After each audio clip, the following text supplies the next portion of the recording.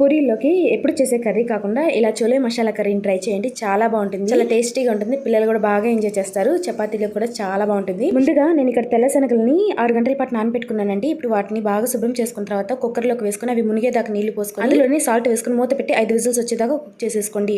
5 whistles రాగానే వీటిని పక్కన పెట్టేసుకోండి. ఇప్పుడు గ్యాస్ మీద బాండి పెట్టి 2 టేబుల్ స్పూన్ దాకా ఆయిల్ వేసుకుని అందులోనే గరం మసాలా దినుసులను కూడా వేసుకుని 2 ఉల్లిపాయలని మిక్సీ పట్టి వేసుకోండి. అందులోనే కరివేపాకుని 1 టేబుల్ స్పూన్ అల్లం వెల్లుల్లి పేస్ట్ ని కూడా వేసుకుని ఇవన్నీ పచ్చివాసన పోయేదాకా వేయించుకున్న తర్వాత అందులోనే 2 టమాటాలని మిక్సీ పట్టి వేసేసుకోండి. అందులోనే 1 టేబుల్ స్పూన్ దాకా పసుపు, 1 టేబుల్ స్పూన్ దాకా ధనియాల పొడి, 1 టేబుల్ స్పూన్ దాకా కారం, 1 టేబుల్ స్పూన్ దాకా గరం మసాలా గానీ చోలే మసాలా గానీ వేసుకుని ఇవన్నీ పచ్చివాసన పోయేదాకా వేయించుకున్న తర్వాత అందులోనే మనం ఉడకపెట్టుకున్నటువంటి ఆ శనగలను కూడా వేసుకుని మొత్తం ఒకసారి మిక్స్ చేసేసుకుని ఒక గ్లాస్ పట్టుకుని నీళ్లు పోసుకొని మంటని మీడియం ఫ్లేమ్ లో పెట్టుకుంటూ మూత పెట్టి నూనె పైకి తేలేదాకా కుక్ చేసేసుకోండి. చూడండి 15 నిమిషాల తర్వాత ఇలా నూనె పైకి తేలుతుంది కదా. ఇప్పుడు గ్యాస్ ఆఫ్ చేసేసుకొని వేడివేడిగా సర్వ్ చేసేసుకోవటమే. అంతేనండి, ఎంతో టేస్టీగా ఉండే చోలే మసాలా కర్రీ రెడీ. చాలా బాగుంటుందండి, తప్పకుండా ట్రై చేయండి.